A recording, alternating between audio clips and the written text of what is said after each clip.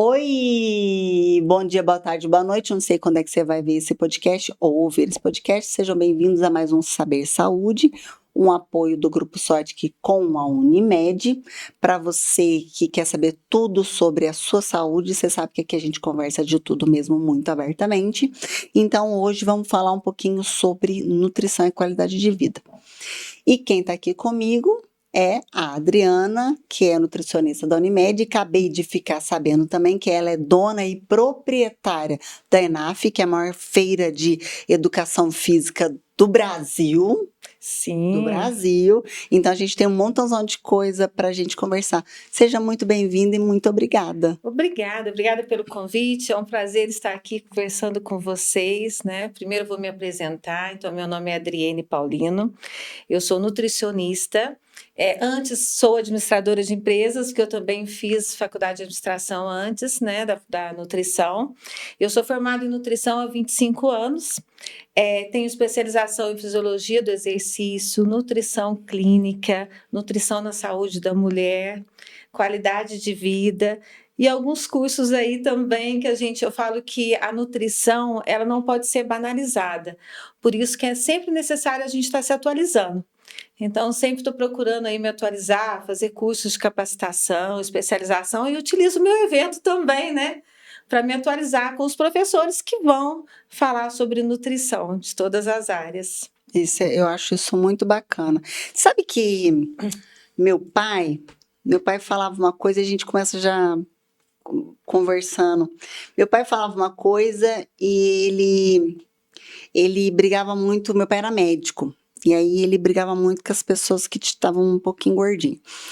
E aí a gente falava, deixa, pai, não, mas ele não é saúde, mãe, mas ele não sei o quê, mas não, pai, a pessoa deve ter feito exame, tá tudo certinho, então tem aquele senso. Mas ele falava uma coisa e eu queria saber a sua opinião mesmo a respeito disso. Ele falava assim, ó, se a pessoa não consegue controlar o que ela põe pela boca, ela não consegue controlar mais nada na vida dela.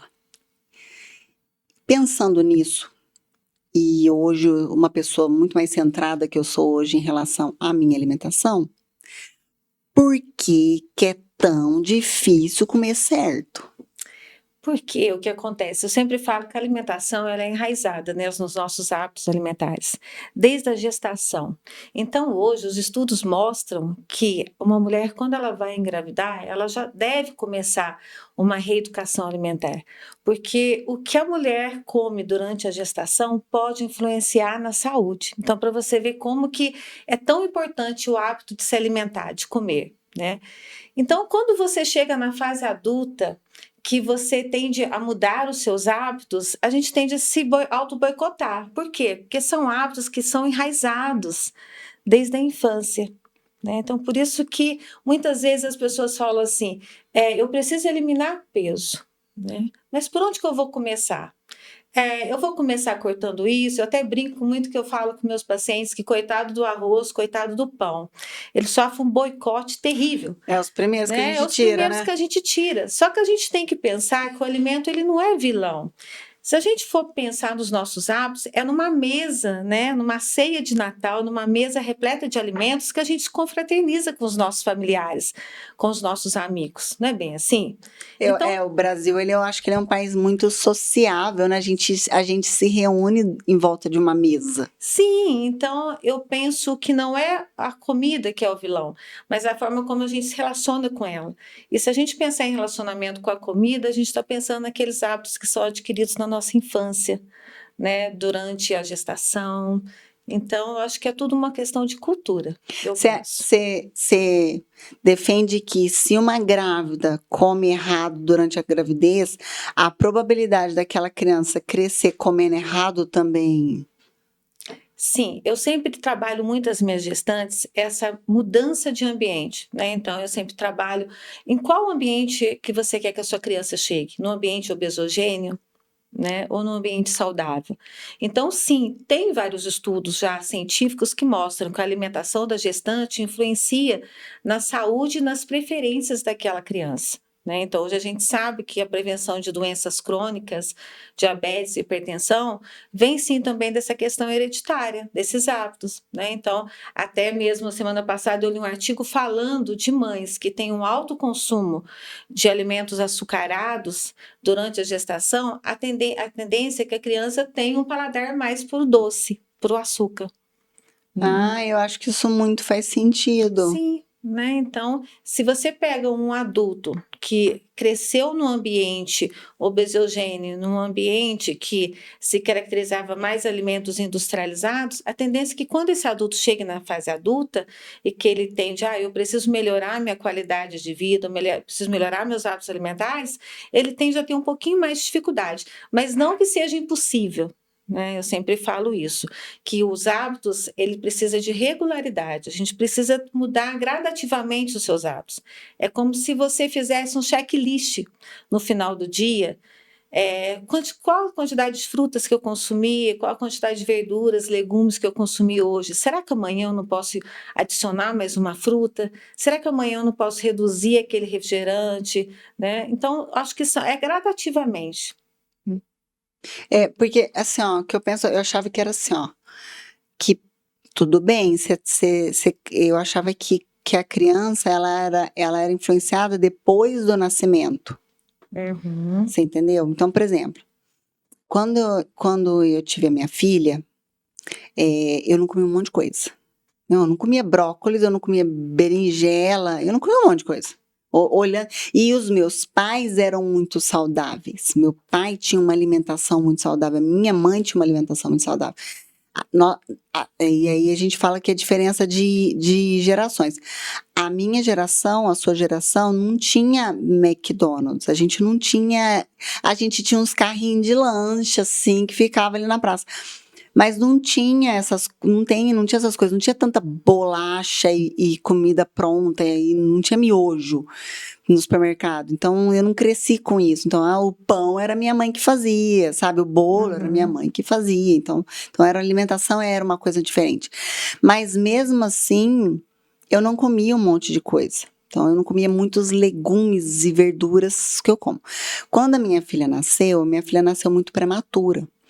E aí, o médico, quando a criança é prematura, eu aprendi que a introdução alimentar ela acontece antes, né? Antes, acho que a introdução alimentar de um bebê, acho que é com 6 meses, né? Isso.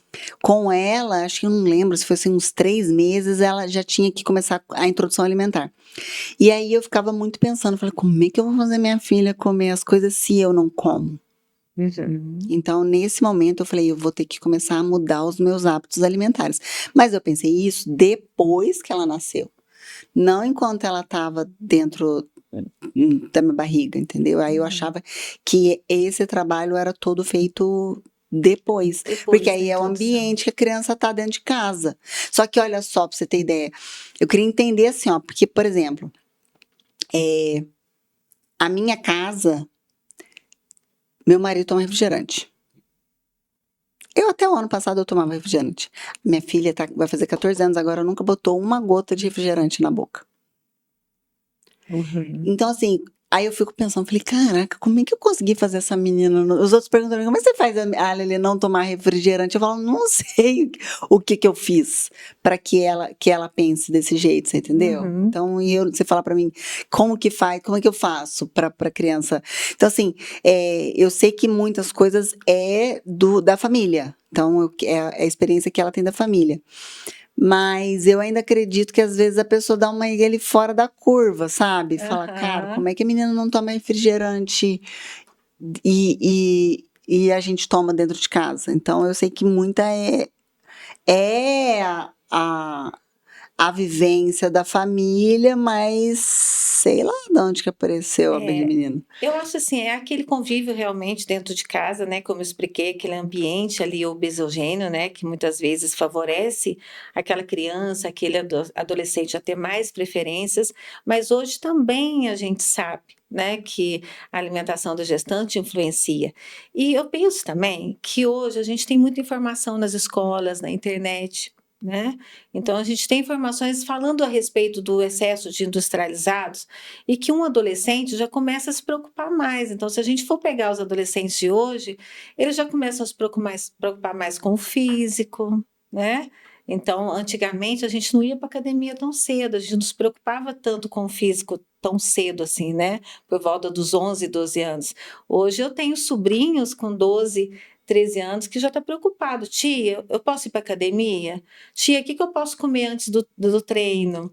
Então, acho que eles já estão despertando esse lado da vaidade também, né? Então, tem toda essa questão, né, de um ambiente que a criança, que o adolescente está ali, mas também com o meio externo, com o que ele está ouvindo ali fora, com a preocupação agora com a questão estética, que eu sei é importante a preocupação estética, mas a gente tem que pensar também como uma questão de qualidade de vida, né? Eu imagino, sabe porque, ó, eu estava pensando o seguinte, se a gente fizer um caminho, né, a gente está na criança, vamos evoluir Uhum. nessa criança. É, eu tava vendo uma vez um estudo falando sobre a mortalidade infantil nos Estados Unidos. E antigamente, isso há muitos anos atrás, os Estados Unidos tinha uma mortalidade infantil. E aí o governo chegou e falou assim, cara, como é que tem que resolver essa mortalidade infantil? Como é que a gente, né, as crianças estão nascendo e estão morrendo? E aí foram pesquisar. Chamaram um cara, ele chamava Paul New, e o Paul New foi pesquisar por que estava tendo mortalidade infantil. Aí descobriu que as crianças nasciam fraquinha. E falou, não, as crianças estão nascendo fraquinha. Aí falou, por que as crianças estão nascendo fraquinha? Porque as mães não estavam se alimentando direito. Ah, por que as mães não estavam se alimentando direito? Porque as mães, elas não aprendiam que elas tinham que se alimentar.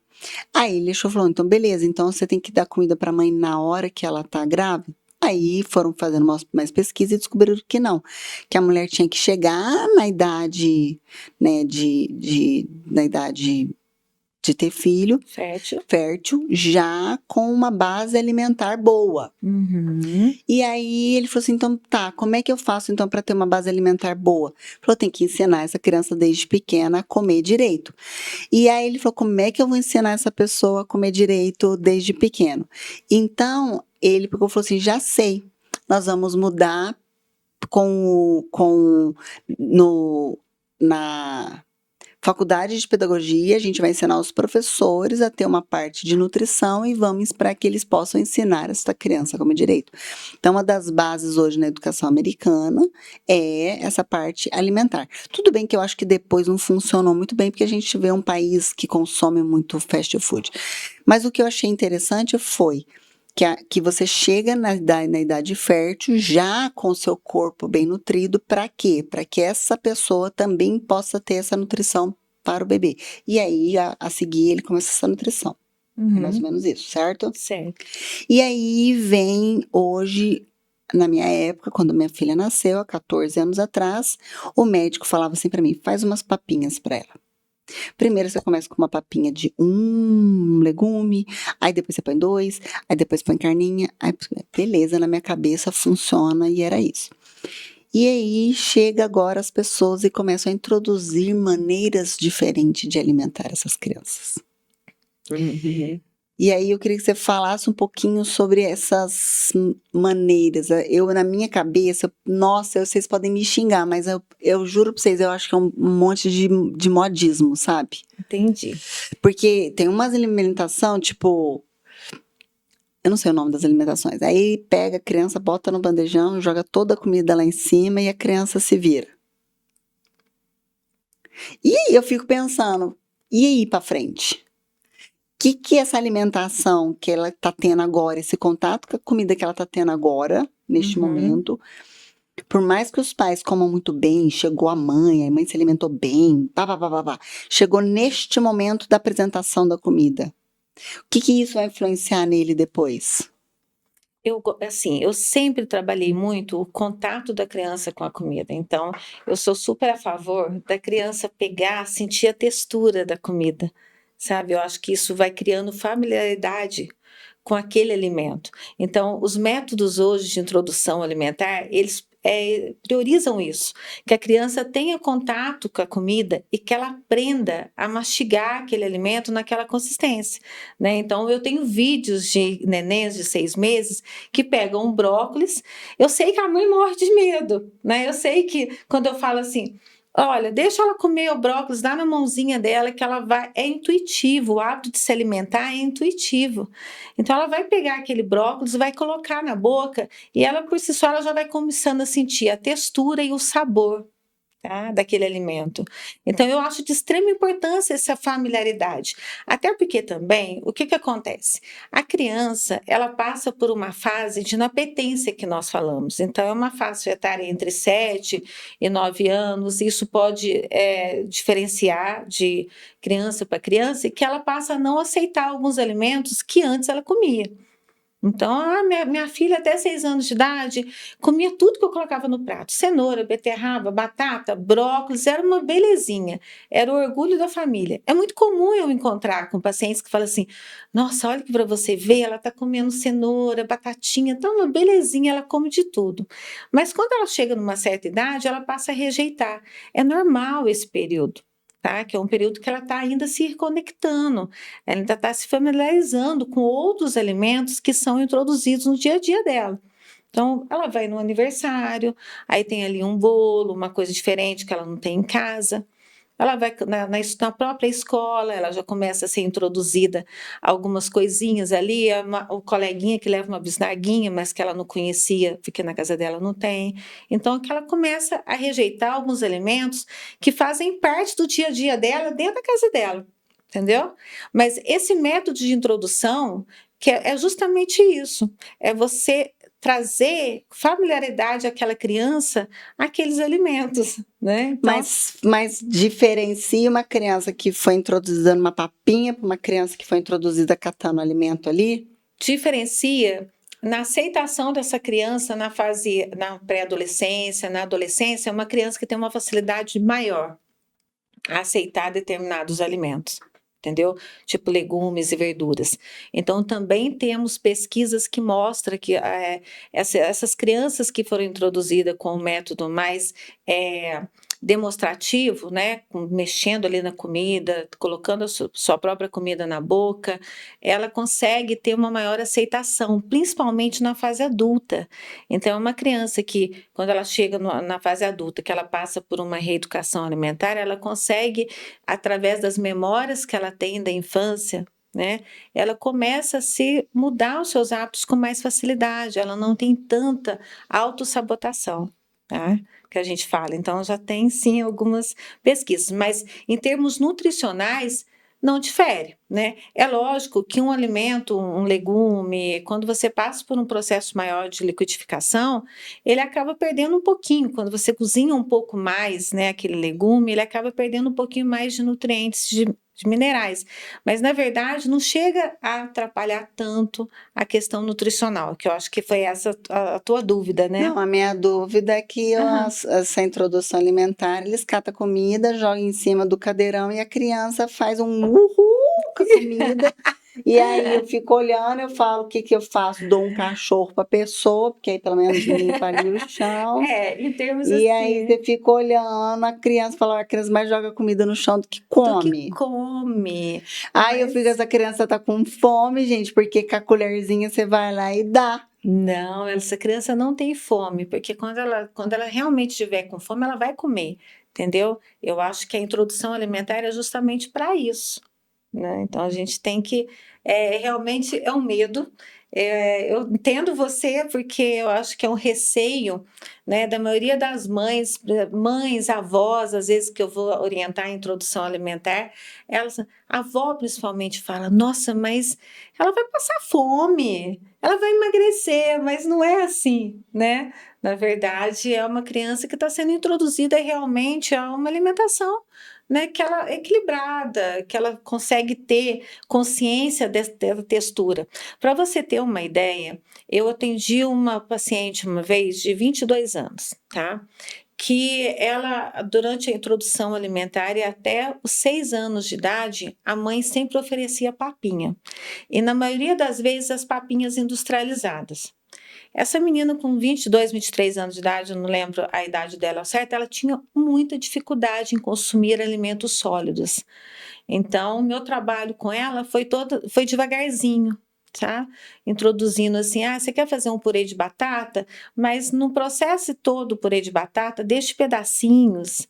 Foi uma criança uma criança adulta, né, que uma dificuldade muito grande na aceitação de alimentos sólidos, e ela mesma falava: é porque eu sempre consumi tudo batido. Até mesmo na minha adolescência, minha mãe sempre fez purês, sempre fez sopas, caldos, vitaminas.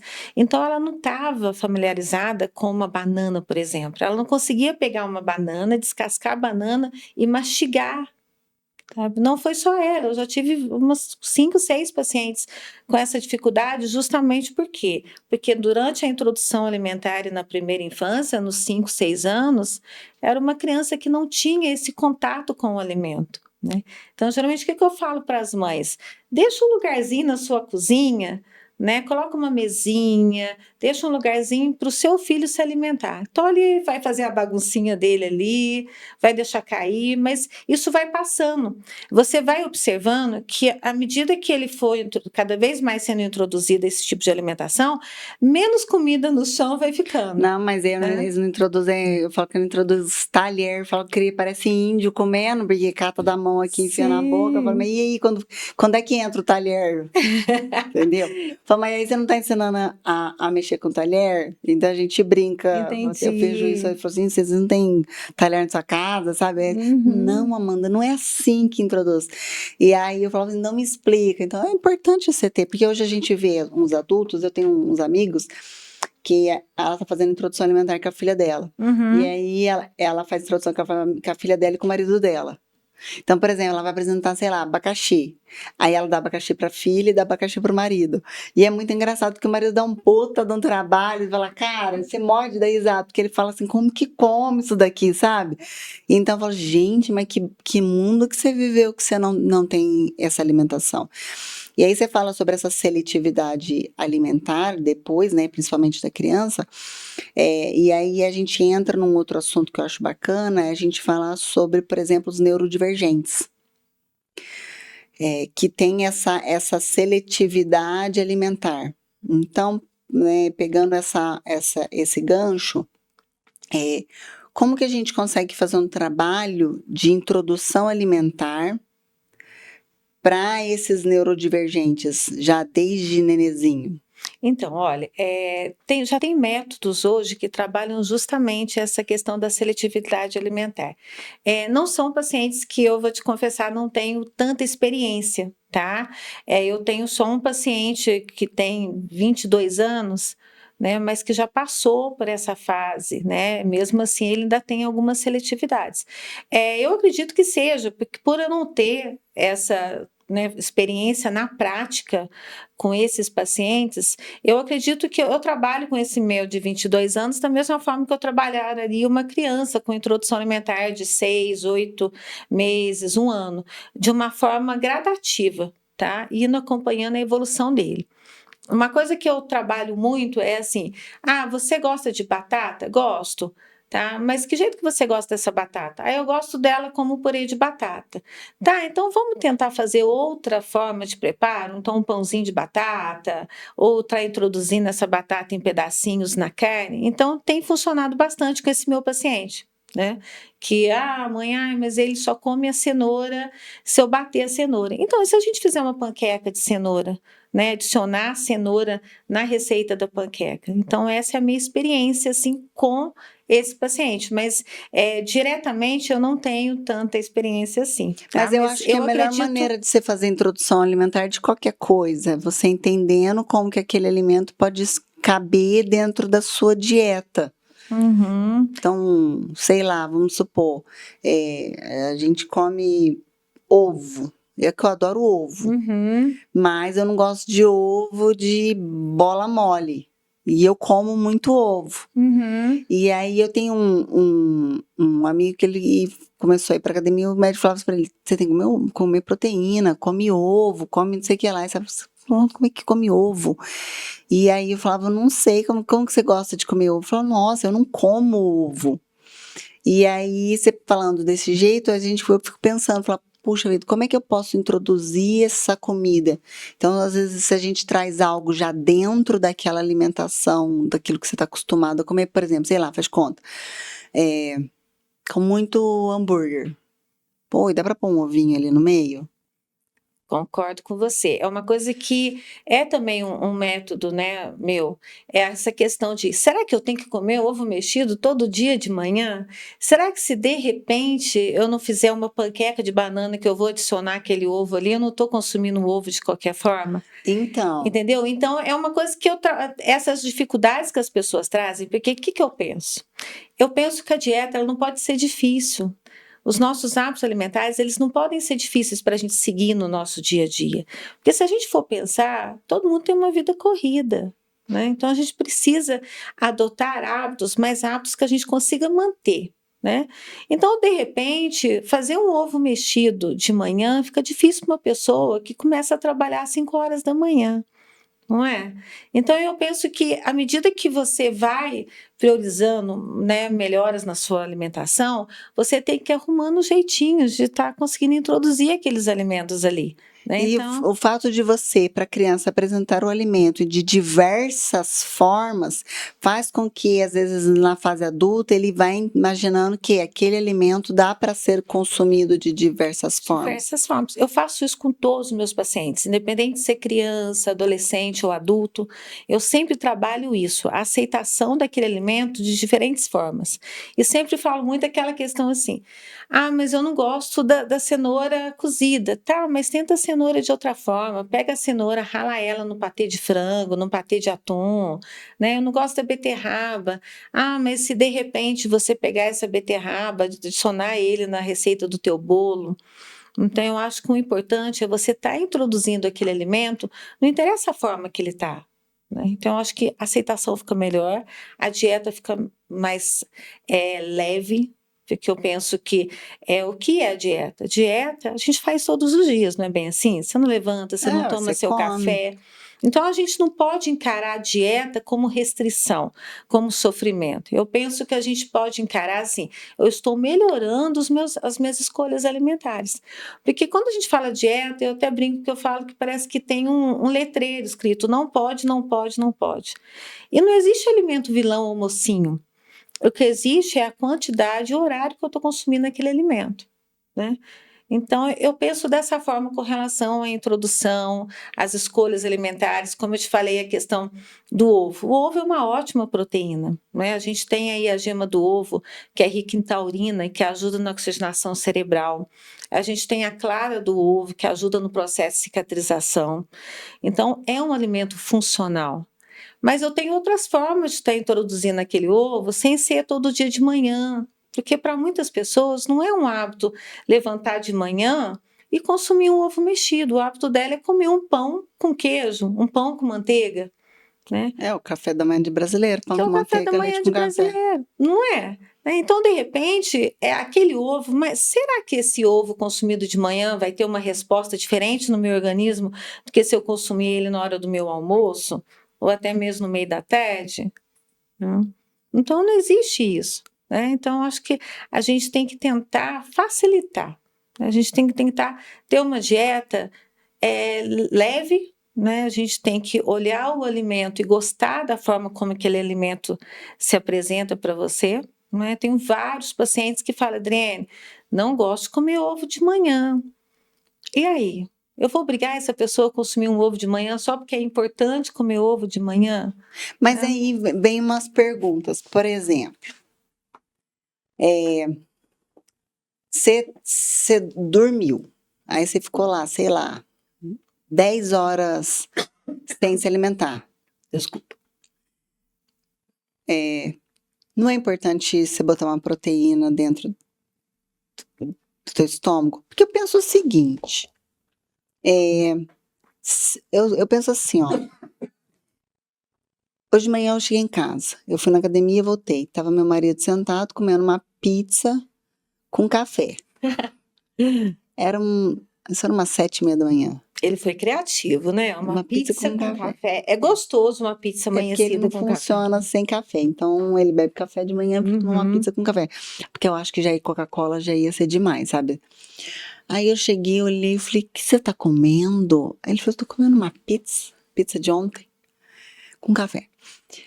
E aí, na minha cabeça, eu pergunto, como é que você tem coragem de comer uma pizza no café da manhã? Aí ele, por quê? Eu falei, porque você ficou umas 10 horas sem comer. Você acha que o teu organismo não ia se ficar meio chateado com você? De você falar, pô, cara, é esse o amor que você tem por mim? E eu falo isso porque é o seguinte, ó, vamos pensar, vamos fazer aquela criança crescer. A criança, ela cresceu num ambiente de uma alimentação saudável. Então, eu cresci num ambiente de uma alimentação muito saudável. Então, eu comia muita coisa da roça, minha avó tinha roça, então era ovo, frango, leite, café, era tudo muito de roça. Então, na minha cabeça, não cabe uma pizza no café da manhã. Por quê? Porque eu fico assim, cara, eu não vou judiar do meu corpo, porque foi assim que eu aprendi. Uhum. Mas eu entendo que tem um monte de gente que fala, que nem meu marido fala, mas o que tem? Aí eu te pergunto, a gente tá falando do ovo no café da manhã e tal. Como é que o teu organismo acorda de manhã e aí você precisa de alimentá-lo para ele passar o seu dia, para ele passar o dia. Então, como é que você põe qualquer coisa de manhã? Porque também não enche na minha cabeça que pode ser só pão com manteiga, leite com café. É, realmente. Não é a comida que vai te ajudar a pensar? Sim, a gente tem aquele ditado assim: a gente é o que a gente come, mas nós somos o que o nosso intestino absorve, consegue absorver, né? Então, além de a gente é o que a gente come, mas nós também somos o que o intestino absorve, né? Então, se a gente for pensar nisso, vamos pensar um sono, né? Na qualidade do sono. Hoje, a qualidade do sono é extremamente importante, né? Porque a gente tem ali durante o sono a produção de melatonina, que é um hormônio antioxidante, tá?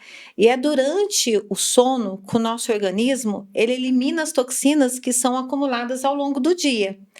Então pensa bem, você acorda de manhã ali, vamos tentar imaginar ali com aquele intestino limpinho, com tudo bonitinho, né? Porque durante o seu sono foi eliminado todas as toxinas. Aí você vem e come uma pizza, né, que é um carboidrato. Olha a bomba ali de açúcar que o seu organismo, né, já recebe, o seu intestino já recebe logo de manhã, né? Então, o que é importante a gente entender? É que logo de manhã a gente precisa estar introduzindo alimentos que vai dar combustível para o seu organismo durante o dia todo, né? Que é sim uma proteína. Então nós falamos do ovo, mas tem outras fontes proteicas, Então, mas né? aí, por exemplo, você falar do ovo no café da manhã, você pode consumir essa proteína no outro horário do dia. Por isso que eu te perguntei, porque assim, ó, na minha cabeça é importante Uhum. você ter uma fonte de proteína de manhã. Sim, é importantíssimo. Eu sempre oriento os pacientes a começarem as refeições pela proteína, né? Então, de manhã, a primeira coisa que eu consumo no meu café da manhã é uma proteína, e é o ideal. Mas, como eu te falei, tem pessoas que não toleram o ovo, ou que enjoam de comer ovo todos os dias, né? Então, eu tenho outra fonte proteica. Eu tenho um iogurte natural, né? Eu tenho um queijo, né? Então eu posso estar utilizando. Eu tenho o próprio frango. Por que não um frango no seu café da manhã? Por que não um atum no seu café da manhã? Então a gente tem outras fontes proteicas. Por exemplo, por que não um hummus, uma pasta de grão de bico no seu café da manhã?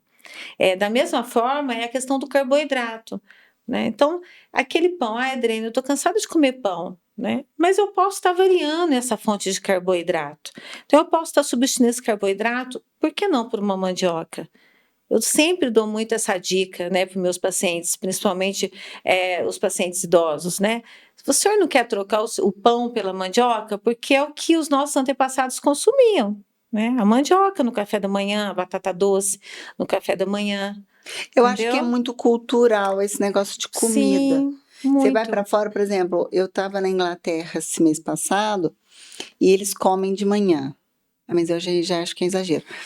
Eles comem uma linguiça Mas não é igual a nossa linguiça, né? Uma linguiça mó gostosa, bem uma linguiça. Um bacon, mas não é o nosso bacon, é um bacon dessa grossura, mas ele é carnudo, ela quase não tem gordura. Eu falo, gente, que porco que é esse que tinha desse tamanho de carne? Cogumelo salteado na manteiga, ovo frito de gema mole, um pãozinho na chapa e o feijão com caldo grosso de tomate que fica doce e café. Aí eles bebem muito chá com leite. E um bendito chá com leite. A hora que eu cheguei aquilo, que eu olhei aquilo, eu falei, como que eu vou acordar meu organismo comendo isso? Então, eu acho que é uma questão muito cultural, porque para qualquer lugar que você vai, por exemplo, você vai para países asiáticos, eles comem comida de manhã. Eles se alimentam, é comida, é sopa, é legume, é verdura, é comida. Então, aí a gente pergunta o seguinte: esse organismo brasileiro, que de manhã come pão com manteiga, leite com café, e esse organismo inglês, por exemplo, que come linguiça, bacon, essas coisas aradas no café da manhã, ele entende diferente? Ele funciona diferente? Ele cresce diferente? Porque, por exemplo, vai a gente ficar comendo linguiça e bacon de manhã? Então, ele entende desde quando ele é estimulado, né? Na verdade, ele cresceu com esse hábito. Por isso que no início da nossa conversa a gente falou sobre isso, né? Sobre a questão dos nossos hábitos desde a infância. Porque desde a infância ele está acostumado. É tipo né? aquela pimenta que mexicano põe para criança desde pequeno para ele ir acostumando. Ele está acostumado, mas eu vou te falar, não é só lá não, porque assim, a gente pensa assim, se a gente for pensar em outros países, nos Estados Unidos, por exemplo, o pessoal tem aquele hábito de fazer um bom café da manhã, não almoçar e só ir jantar. Né? Então, tenho muitos conhecidos que fazem isso.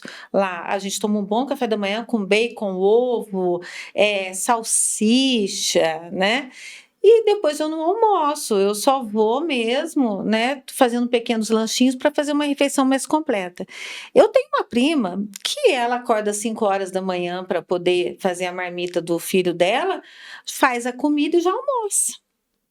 Entendeu? E ela já acostumou com isso. Então, às vezes a gente fala para ela assim: não é possível que você consegue comer um prato de arroz, feijão, carne, mas é um hábito dela. Mas isso não muda como o organismo dela entende? Não muda como o organismo dela entende. Não muda. Tanto é que, por exemplo, se a gente for pensar nessa variação de refeições aí, a gente tem os trabalhadores noturnos, né? Um trabalhador que vira à noite, ele está jantando 3, 4 horas da manhã. Né? Depois ele vai dormir, ele chega em casa, ele vai dormir, ele vai tomar café mesmo só a partir das 2, 3 horas. Né? Então, muitas das vezes é um organismo que já está ali acostumado. Né? Como eu te falei, olha, há uns 3 meses atrás, eu estava em São Lourenço na casa de uma tia minha. E ela estava lá temperando uma panceta maravilhosa. Eu estou temperando uma panceta para a gente poder comer. Tal. Gente, eu acordo 6 horas da manhã com aquele cheiro de panceta e ela colocou a panceta na mesa para poder comer. Não, vamos comer agora porque o cheiro está maravilhoso, eu assei agora. Então, é um hábito. E eu fiquei olhando, falei, não é possível que eles vão sentar e vão comer essa panceta às 6 horas da manhã. Comeram tranquilamente, ficaram super bem. E eu, tia, você não está passando mal? Nada, nada. Com tanta gordura. Nossa, se eu não comesse, eu acho que eu ia passar mal e de vontade de comer. Então, assim, ó, o organismo da gente, né, ele é resiliente. Sim. Então, ele vai de acordo com a cultura daquela família, daquele país, blá, blá, blá. Então, porque eu falo o seguinte, a gente fala sobre hábitos alimentares. Então, o que a gente aprende aqui no Brasil? Você acorda de manhã, você precisa comer uma proteína, tomar o seu café sem açúcar, não sei o que lá, que é o tal da... Vamos pensar numa dieta. E come uma fruta. Então, come um mamão. Por exemplo, de manhã, uma fruta, um ovinho, um pãozinho e um café da manhã, que seria uma coisa ideal. Só que você está falando para um público que é brasileiro. Se eu falar para o cara, por exemplo, lá na Inglaterra, no Japão, comi um pãozinho com mamão, uma xícara de café, ele vai olhar pra minha cara e falar, "Menina, ficou doida." Porque aqui de manhã a gente toma sopa com arroz, sei lá, eu não sei. Mas, né, mas eu imagino que eles têm essa cultura de legumes de manhã e sopa e verdura e tal. E aí, pra gente, a gente fala assim, mas peraí, mas o nutricionista aqui não fala pra gente comer uma sopa de manhã com legumes, você entendeu? Então, Eu assim, entendi. essa alimentação, ela acaba sendo muito regionalizada. Sim, E sim. aquele organismo, ele se adapta àquela regionalidade dela. Aqueles hábitos. Porque assim, ó, se a gente pensar num café da manhã inglês, se você vai pra Inglaterra, você quase não vê gente obesa. Então, assim, eu não tô brincando, eu fiquei impressionada. Eu falei, caraca, o povo come essas coisas de manhã e não é obeso? Não. Então, o fato daquela alimentação ser daquela maneira, o organismo acostuma, faz com que. É que eu tô tentando formular a pergunta, porque assim, ó, se a gente comer isso no Brasil, eu juro pra você que eu vou ganhar uns quilos. Sim, Você entendeu? E eles entendi. comem isso lá e não ganha. A gente tem que pensar também na questão dos hábitos do todo. Se você for para a Europa, qualquer país da Europa, as pessoas elas caminham mais, elas andam, por exemplo, Amsterdã, o pessoal anda muito de bicicleta. Né? Eles vão para o trabalho de bike, eles vão passear, eles vão para os compromissos noturnos, para os passeios de bike. Então, se a gente for pensar também nessa questão da atividade física, de hábitos alimentares como um todo, né? Então, por exemplo, você vê aí no verão, lá os parques, as pessoas fazem piquenique. Mas eles né? bebem pra caramba. Bebem Eles e bebem todo fumam. dia e fumam muito. Então, eles bebem na hora do almoço, bebem na hora de ir embora e fumam muito. Sim, mas assim, bebem, fumam muito. Mas a questão da bebida, até uma coisa assim, minha filha mora em Portugal. E a primeira vez que eu fui em Portugal, que eu fiquei lá com ela em Lisboa, ela falou para eu pedir uma taça de vinho, né? E tomei uma taça de vinho, olhei para a taça dela ainda estava inteira. Aí ela falou para mim assim, mãe, olha ao redor de você, né? Nós estamos degustando o vinho. Então, se a gente for pensar no hábito, né, de um europeu, ele bebe sim, né? Eu concordo com você que a questão do cigarro né, eles exageram um pouco no cigarro, mas a questão da bebida, eles degustam. E aí eu comecei, falei, gente, mas peraí, é mesmo, né? Enquanto eu tô quase terminando a minha taça de vinho, ela ainda tá nem degustando o vinho dela. E aí eu fui prestar atenção, né? É um hábito do europeu, né? Ele consome sim a bebida alcoólica, mas ele consome com moderação, né? Ele degusta, que a gente fala, ele sente ali o sabor, o aroma da bebida. É uma coisa um pouco diferenciada de nós, né, do brasileiro, assim, né, de alguns. Não estou falando uma forma generalizada, né? Mas a gente tem que ver também a questão hoje, a dieta mais nos traz qualidade de vida, longevidade, porque a gente hoje, com relação à qualidade de vida, a gente tenta que a pessoa entenda que os hábitos, não só alimentares, mas que os hábitos de vida, prática de atividade física, a questão espiritual, né, o controle do estresse, ele está muito relacionado à sua longevidade, ao envelhecimento saudável. E hoje, a dieta mais estudada para promover esse envelhecimento saudável, essa longevidade, é a dieta do Mediterrâneo. Né? Mas eles têm o mesmo esquema de europeu, eles não almoçam. Não, do americano que você está falando, né? Não almoço. Mas se a gente for pensar na dieta do Mediterrâneo, que é o que o europeu muitas vezes, que a maioria, né, segue, é uma dieta, sim, é uma dieta mais à base de cereais, de grãos, de verduras, de legumes, né? Então é uma dieta mais antioxidante, uma dieta mais desinflamatória. Se a gente foi colonizado por europeus, por que a gente come tão... Eu acho que brasileiro... Por mais... Você sabe que eu fico pensando? Você sai para fora, você fala, nossa, a gente tem muita riqueza de legume, verdura e tal. Mas mesmo assim, eu acredito que ainda a gente não coma bem. Porque eu acho que falta conhecimento em algumas situações, entendeu? Eu acho que tem um amplo, né, uma coisa muito grande de informações na internet, mas as pessoas ainda não conseguem parar para assimilar aquela informação. Então, por exemplo, assim, vamos falar de um alimento que eu considero super funcional, que é o Ora Pronobis. O Ora Pronobis, ele é uma punk, uma planta não convencional, e que tem vários benefícios para a nossa saúde. E o Ora Pronobis, antigamente, na época dos nossos antepassados, nossos avós, era conhecido como a carne dos pobres, por conta do alto teor de proteína e de ferro que tem. Tá? Só que hoje em dia, às vezes eu atendo pessoas no meu consultório que Que eu nunca nem viu falar. não, ou que ouviram falar, mas nossa, mas isso daí a gente alimentava o meu avô, né? Alimentava os porcos. Nossa, mas tinha uma parede, né, de Ora Pronobis na minha casa, eu mandei cortar tudo, porque esses espinhos machucam. Então, várias coisas que a gente ouve em relação à Ora Pronobis, mas ninguém sabe dos benefícios que a Ora Pronobis tem, de como que eu posso estar utilizando esse Ora Pronobis num simples omelete, num bolo, num suco. Entendeu? Então, eu acho que muitas vezes o brasileiro tem, porque eu falo que, principalmente nós mineiros, nós temos um privilégio, que é aquela horta.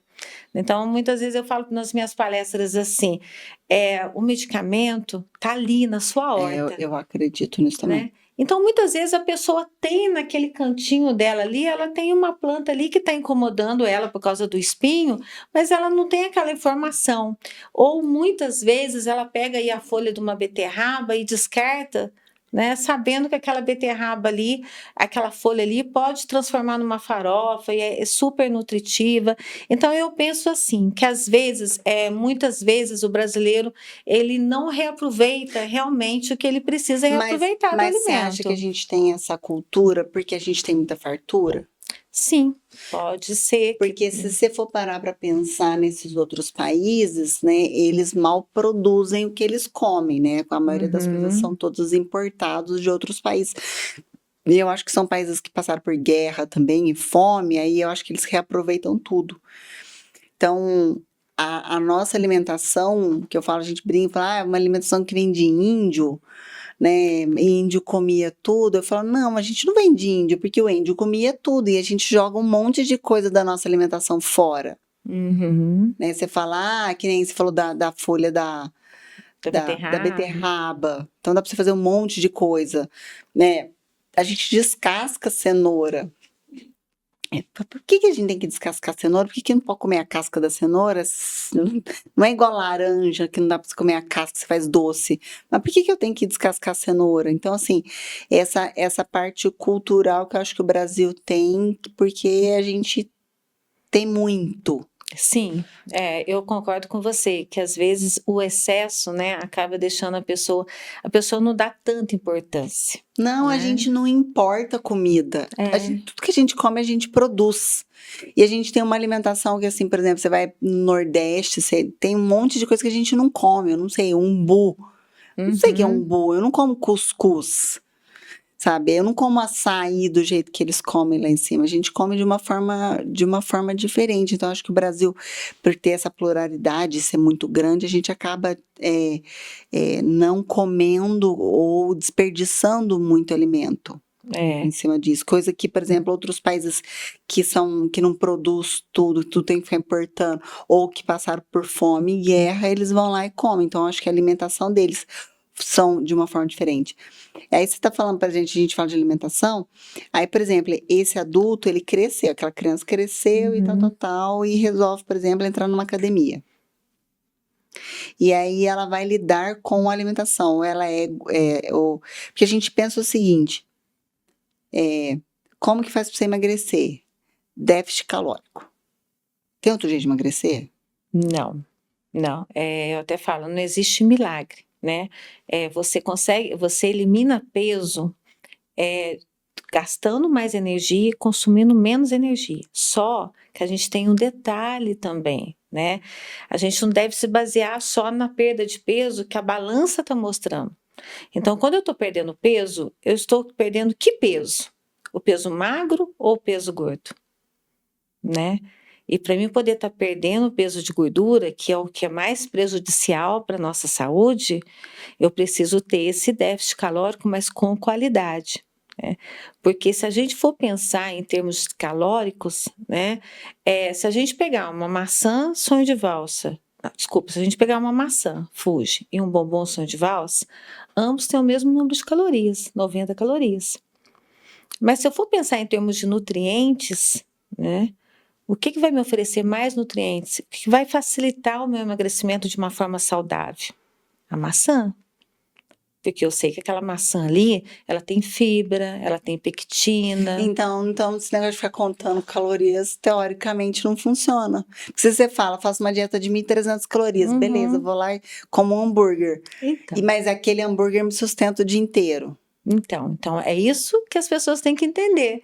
Por isso que a alimentação ela tem que ser sim equilibrada, ela tem que ser leve, né? Então, se a gente for pensar em calorias hoje, por exemplo, 1.300 calorias é um lanche do McDonald's, mas também é um prato com todos os macronutrientes que o organismo precisa. Tem proteína, carboidrato, gorduras boas, fibras, vitaminas, minerais. Por que você acha que as pessoas entendem as dietas hoje tão errado? Porque eu acho que foi uma coisa que foi criada, né? Eu acho que foi aquela questão da banalização da dieta, né? O que foi colocado para elas desde sempre. Para você eliminar peso, você precisa parar de comer. Né? Então, tem muitas pessoas que têm essa visão que eu tenho que ficar o dia todo em jejum, eu tenho que fazer só uma refeição, eu tenho que tirar o arroz, eu tenho que tirar o pão. Só que eu tenho que entender que para mim poder eliminar peso de forma saudável, esse peso de gordura, eu preciso oferecer para o meu organismo nutrientes importantes para ele eliminar, porque senão eu não estou perdendo gordura, eu estou perdendo massa magra. Eu costumo comparar, eu sempre falo, eu tenho a peça anatômica do músculo e da gordura, né? 1 quilo de músculo, 1 quilo de gordura. E eu sempre brinco que eu falo assim, o músculo dá trabalho para o nosso organismo. O músculo, ele acelera o metabolismo, ele mantém os nossos órgãos sempre ativos. Agora, a gordura não. A gordura ela é acomodada, ela se acomoda na barriga, no bumbum, nos braços, e ela fica quietinha lá. Né? Ninguém lembra da gordura, não é bem assim? Né? Então, isso ela não faz com que os nossos órgãos trabalhem. Então, quando eu penso no processo de emagrecimento, eu tenho que pensar numa dieta, assim, de 1.500 calorias, de 1.300 calorias, mas uma dieta qualitativa, que ofereça essas 1.300 calorias, essas 1.500 calorias de nutrientes que vai favorecer a manutenção da tua massa muscular. Você acha que falta, por exemplo, fazer igual os americanos fizeram, ensinar nutrição para a criança desde pequena na escola, para que ela possa entender isso futuramente? Eu acho que a educação nutricional ela é muito importante e tem que acontecer dentro da escola, mas também dentro de casa. Tá? Então, eu atendia crianças que a mãe chegava e falava assim: olha, ela não quer comer nada, não quer comer um alface, não quer comer uma carne, nada. Aí a própria criança entregava a mãe. Mas se ela não come, né? Aí, o que você leva de lanche para a escola? Eu levo um suco industrializado, eu levo um bolinho industrializado. Mas quem que compra para você? Minha mãe ou meu pai, que vai lá no supermercado e compra. Entendeu? E aí, essa educação nutricional tem que ter sim dentro da escola. Eu acho que as professoras hoje, elas têm que estar trabalhando essa educação nutricional com as crianças, mas também estar trabalhando a educação nutricional com os pais, para que os pais coloquem isso em prática em casa.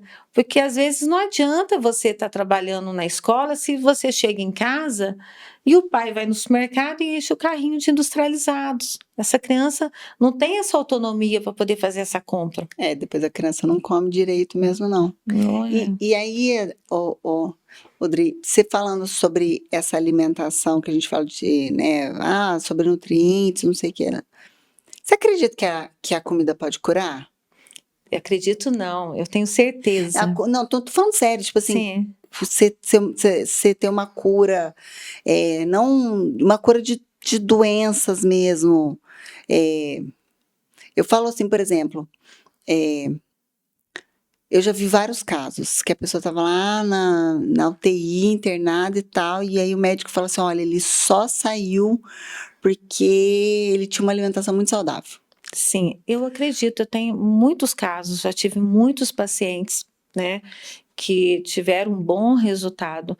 Até hoje mesmo eu tenho pacientes, por exemplo, uma mulher menopausada, né, que a mulher, durante a menopausa, na perimenopausa, ela apresenta aí uma resistência à insulina, então ela pode apresentar uma pré-diabetes. Então essa mulher, quando ela é encaminhada para mim, que eu tento conscientizar que a mudança de hábitos alimentares dela pode evitar a evolução dessa pré-diabetes para uma diabetes, eu acredito que o alimento realmente ele pode prevenir e às vezes também curar algumas patologias que estão vindo por aí, tá? E pode também restabelecer o equilíbrio de um paciente que está ali acamado, por exemplo, né, que está precisando ali de uma intervenção nutricional. Então, eu acredito, já tive muitos pacientes, sabe, que tiveram um ótimo resultado. Você acha que tem, assim, hoje, você fala, pensa assim, ó, a maioria das curas de doenças que às vezes a gente está brigando, lutando, estão na natureza, estão na comida?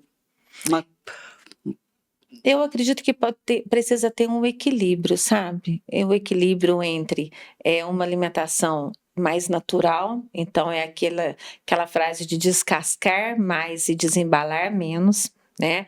A gente sabe aí que o alto consumo de industrializados promove uma inflamação no nosso organismo e através dessa inflamação pode sim ser desencadeado algumas patologias, mas eu acredito também muito na questão do equilíbrio. Aí você fala, por Né? exemplo, dessas alimentações, pessoal que só come fruta, frutívoro, crutífero, só come coisa crua, Não, não, que não. é vegano. Não. Eu falo assim que cada um tem, né, a sua estratégia nutricional, né? Mas eu não falo assim tanto dessa questão do vegano, né, dos ovo vegetarianos, tem Não, tem gente que rola-língua, come só coisa né? crua, não pode cozinhar Sim, nada. sim, eu não penso nessa linha. Aí são tipo, são métodos, metodologias que a pessoa acredita que para ela dê certo.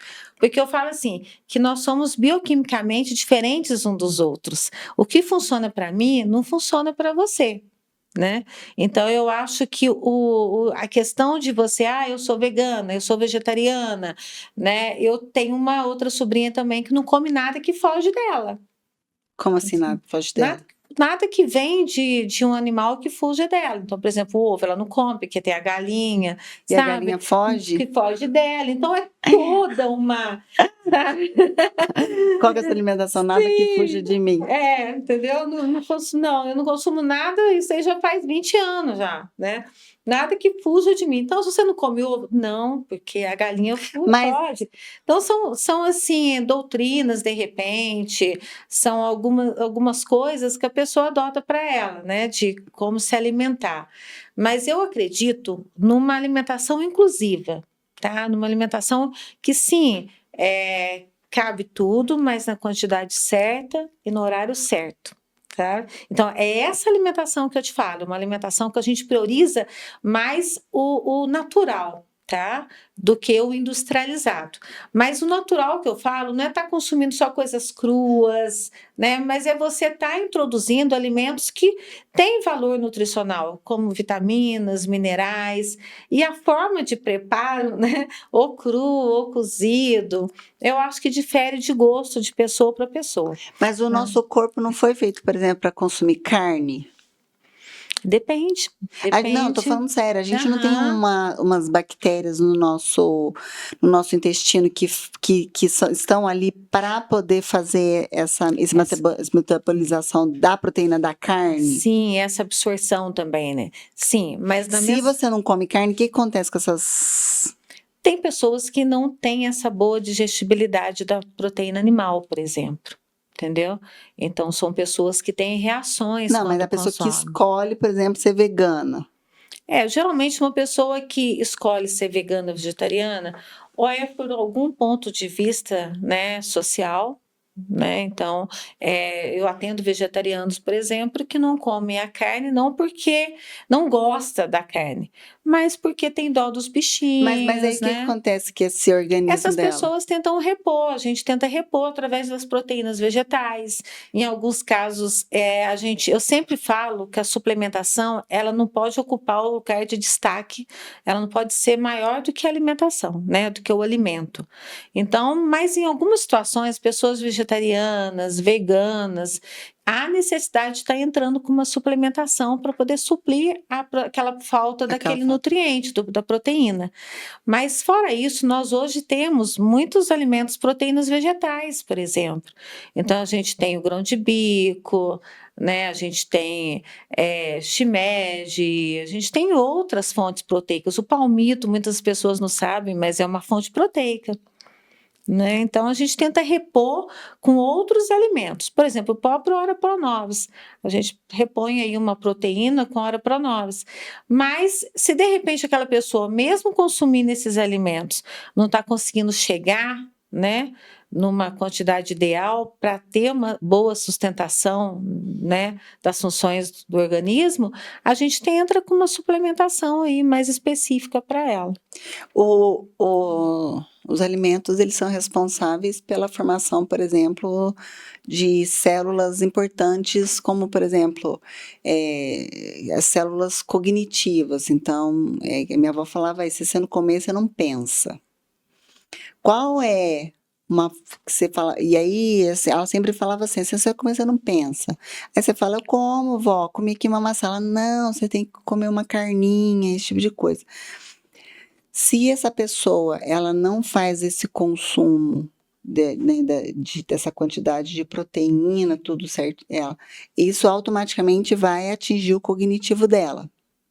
Porque a alimentação, ela tem a ver, por exemplo, crianças que não se alimentam muito bem não crescem. Você fala, tem que comer para crescer, né? Que é o que os antigos falavam. Quando a gente fala de qualidade de vida, hoje a gente está falando não só que nem você começou, é do mental, do espiritual, da alma, tal. A alimentação na cura, por exemplo, dessa parte cognitiva, uma depressão, por exemplo, ela tem essa relação?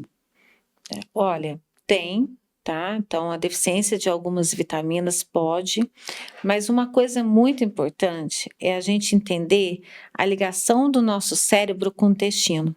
Então, lembra quando eu falei aquela frase assim: a gente é o que a gente come e o que o meu intestino consegue absorver? Né? Porque hoje a gente trabalha muito a depressão, síndrome do pânico, dislexia, TDAH, né, déficits cognitivos, também trabalhando a saúde intestinal. Então, a saúde intestinal hoje, para você ter uma ideia, o intestino é o nosso segundo cérebro. E hoje nós temos vários cursos, pós-graduação, tudo relacionado a estudar só o intestino. Porque se descobriu que os nutrientes eles são absorvidos no intestino. Então, por isso essa frase, o que o nosso intestino consegue absorver. E cada um absorve de uma maneira. Cada um E como é que absorve de você uma sabe, então, maneira. como que eu vou saber como que o meu intestino absorve? Através de alguns sinais, por exemplo, assim, característica das fezes. Então, a gente tem um método de avaliação das fezes que é a escala de Bristol, que é uma escala que classifica as fezes do 1 até o modelo 7. Então, geralmente em consultório a gente faz essa avaliação. Uma outra coisa importante. Não, mas como é que funciona isso? Então, são fotos, imagens. Né? Você tem que levar uma. Você sabe uma coisa? Não, não é que você não tem que levar. Na verdade, eu mostro, né? Durante a minha consulta ali, eu mostro. Olha, eu Aí a tenho pessoa essas fala assim, não sei, imagens. porque eu termino o serviço, baixa a tampa aí da descarga, nunca nem prestei atenção. Mas é uma coisa muito importante, sabe? Até a gente fez uma vez uma campanha lá na Unimed para os funcionários, que eu coloquei um vaso sanitário, né? E fiquei bem na entrada ali com o vaso sanitário, coloquei uma aguinha ali, um colorante, vamos observar. E aí eu falei, você antes de dar descarga, observa a cor da sua urina e a característica das suas fezes? É muito importante, não é nojento. Se você acha nojento, tampa o teu nariz, olha lá, vê como é que está a característica das fezes, né? Ver como é que tá a coloração da sua urina. Não, a coloração, beleza, porque aí tem que você tomar mais água. Sim. Mas as É fezes. importante a gente olhar. Então, olha, características, né? Então, às vezes a gente pensa assim, Qual é uma fezes saudável? as fezes. Eu quero saber. As fezes são saudáveis, Mas aquela. você tem em casa, como você saber se as pessoas estão olhando para você? Eu tô saudável. As fezes são aquelas fezes tipo salsicha, né? Que desliza sem dificuldade, que você não precisa fazer força para evacuar, né? Então, outra coisa muito importante também você observar na questão das fezes, aquela sensação de evacuação completa. Fui no banheiro, deixei tudo no vaso, né? Então, aquela sensação de plenitude que a gente sente depois que a gente vai no banheiro é o intestino saudável. Outra característica, às vezes a pessoa pensa assim: ah, mas o meu intestino é bom. Então, como que é seu intestino? Como que você define o seu intestino? Ele é bom, ele funciona todos os dias. Aí eu começo a mostrar as figurinhas. Como é que é seu cocô? Né? Porque não vamos falar fezes, como é que é seu cocô? Seu cocô tem esse formato, tem esse daqui? Ah, ele é assim. Aí ele mostra ali. Aí eu falo. E por que você acha que ele é bom? Ah, porque ele funciona todos os dias. Né? Ele é de cabritinho. Mas como é que é teu cocô? Aí ele é assim, ó, esses pelotinhos aqui. Você faz força para evacuar? Faço, soo, transpiro. Olha, eu quase morro dentro do vaso, lá no banheiro. Então, seu intestino é saudável. Não, mas ele porque ele funciona todos os dias. Mas essa questão do intestino funcionar todos os dias não caracteriza que é um intestino saudável. Então, geralmente eu falo, olha, observa as fezes, como a característica das fezes, se é muito dura, se desce sai com facilidade, né? Se você precisa fazer força, né? E aí Observe a sensação de essa plenitude. fezes não saudável, ela está 100% ligada à maneira como seu organismo absorve. Absorve. Tá, então vamos fingir que a pessoa tem uma fezes de cabritinho. Tá, ela faz força e tem uma fezes de cabritinho, faz de conta. E isso está ligado a como esse organismo absorve. Isso está ligado a como esse organismo absorve, ao tipo de alimentação dele, às nossas emoções. Né? Então, muitas vezes você está estressada. Tem pessoas que estão, estou estressada, estou nervosa. Tenho ali, a gente brinca, descarga energética, o intestino solta aquelas fezes pastosas. Mas tem gente que prende o intestino. Você vai viajar, vai se hospedar na casa de outra pessoa, né? O teu intestino muitas vezes não funciona. Então, o intestino também está muito ligado às nossas questões emocionais. Por isso que muitas vezes a gente trabalha a questão de depressão, déficit cognitivo com a saúde intestinal. Então, quando você olha para a pessoa, a pessoa fala, é que nem é de cabritinho. Ai, que tipo de alimentação que ela está fazendo errado? Então, de repente, é uma pessoa que tem uma dieta deficiente em fibras, deficiente em água, é uma pessoa que tem uma alimentação mais rica em industrializados, em açucarados. Entendeu? É uma pessoa que, de repente, está fazendo uso de alguma medicação. Tem medicações que podem ou soltar muito o intestino ou prender. Então, é toda uma característica. Mas em casa, né, eu falo assim, mas em casa a gente não tem acesso a isso. Né? Então, o que eu falo para a pessoa? Observa como que essas fezes saem, se você faz força para evacuar. Olha no vaso, observa se as fezes estão muito pastosas, como é que ela está, né? E preste atenção à sua sensação de plenitude, que você deixou tudo lá no vaso. Esse já é um sinal de que seu intestino ele é saudável, ele precisa melhorar. Então, uma pessoa que o intestino não funciona bem, ela também não pensa bem. Não. E a gente tem até uma brincadeira, acho que, né? Se ela tiver com problema na escola, você pode olhar e falar, tá com o intestino preso? Não tá pensando direito? Pessoa, a gente até brinca, a gente fala assim, uma pessoa muito enfesada, mal-humorada, vamos investigar se o intestino dela está funcionando? né? Porque realmente o intestino hoje ele é um órgão essencial, ele precisa ser saudável. E ele só é saudável quando a gente consegue estar introduzindo na nossa alimentação alimentos probióticos, por exemplo, né? Que são alimentos que colonizam o seu intestino com bactérias boas. Então a gente tem aí os vegetais verdes escuros, nós temos ameixa, temos iogurte, então nós temos vários alimentos que facilitam, né, essa saúde intestinal. Quando é uma pessoa que está fazendo uma boa hidratação, porque às vezes também é uma pessoa que tem uma dieta adequada em termos de consumo de frutas, verduras e legumes, mas não tem Não uma bebe boa água. hidratação.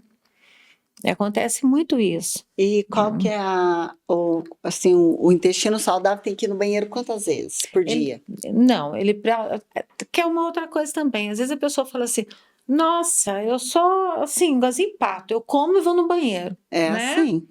Então, às vezes, a gente tem que observar, porque muitas vezes esse hábito de comer e ir no banheiro não significa que seu intestino seja saudável.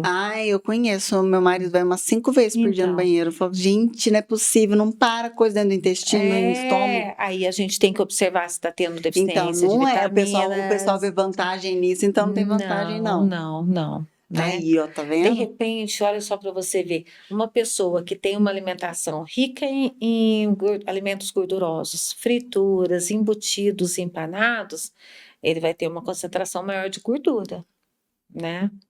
Então, é uma outra, as fezes vai ser mais pastosas, em algumas situações, as fezes mais esbranquiçadas, né? Então, por exemplo, uma pessoa que está fazendo uso do antibiótico, alguns antibióticos podem causar uma alteração no intestino, É na igual você flora comer beterraba intestinal. demais. Igual você comer beterraba demais, que você pode ter uma alteração. Igual você fazer uma suplementação de ferro, né? A suplementação de ferro, além de escurecer as fezes em algumas situações, também endurece as fezes. E aí você tem que alertar essa pessoa que ela precisa beber água. Então, a água também influencia muito, né? Porque se a gente for pensar nessa questão aí, se você está consumindo uma quantidade adequada de cereais, então às vezes eu atendo pessoa e falo assim: comer aveia me enche de gases, meu intestino prende. Porque o integral ele precisa da hidratação. A fibra ele precisa dessa hidratação. Então, ele precisa da água para hidratar, né? Então, às vezes é uma pessoa que ele tem uma dieta legal, mas não tem um consumo de água ideal. Ou é uma pessoa que tem um consumo de água ideal, mas é uma pessoa que tem uma dieta mais rica para os embutidos, para os empanados, uma dieta mais gordurosa. Mas então, assim, ó, dieta então acaba sendo um negócio muito de pessoa para pessoa. Eu posso ser uma pessoa que como salsicha, bacon, ovo e feijão de manhã e ser extremamente saudável né, na minha comida, do mesmo jeito que eu posso ser uma pessoa que como pão com manteiga, leite com café e meu organismo entender de outra maneira. Sim. Eu posso ser uma pessoa que não como carne, mas eu consigo ser um fisiculturista, porque o pessoal eu posso ser vegano e ser fisiculturista, do mesmo jeito que eu posso ser onívoro, como de tudo, e ser extremamente doente no meu. Então, é de organismo para organismo, interessa. É de organismo para organismo, é de processo de absorção, de digestibilidade, por exemplo. A gente tem o café, né? A gente sabe que a cafeína tem vários benefícios, mas tem pessoas que têm uma sensibilidade à cafeína. Então, são pessoas que têm uma alteração no humor, uma alteração na disposição, né? Mas, para outro lado, a gente tem pessoas que têm uma boa digestibilidade dessa cafeína e que vai ajudar a reduzir a gordura no fígado. São Nossa, eu sou pessoas. ótima para cafeína. Então, né? Então depende muito, né, de pessoa para pessoa. É uma coisa que eu sempre alerto a questão dos meus pacientes. Não é porque aquele alimento está na moda que ele serve para você e que você tem que consumir em excesso. Então, você defende que todo mundo, por exemplo, deveria passar por um nutricionista para entender como que funciona o seu organismo, para que você tenha uma alimentação saudável o resto da sua vida. Sim, mas principal, sim, eu acho que o profissional de nutrição, até como outros profissionais que trabalham com uma alimentação inclusiva, ajudam bastante, mas eu acredito também muito na questão de você observar a resposta do seu organismo.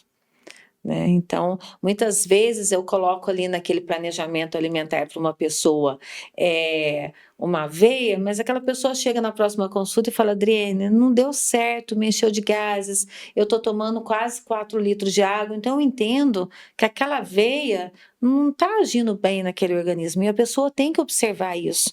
Eu acho que mais importante é a gente entender que na minha alimentação eu tenho que colocar todos os nutrientes, os macronutrientes importantes, mas eu tenho que observar a reação desses alimentos, né? Então, às vezes é uma dor de cabeça, é um mal-estar que você às vezes não liga, mas pode ser uma reação do teu organismo àquele alimento. Então, porque hoje você estava falando hoje sobre depressão, sobre doenças, muitas vezes a solução para aquela questão não está no problema, não é tô depressiva, eu tô muito irritada, não sei o que, ela acha que eu tô estressada, então eu vou ter que tomar um remédio para desestressar, vou tomar um ansiolítico, não sei o que lá.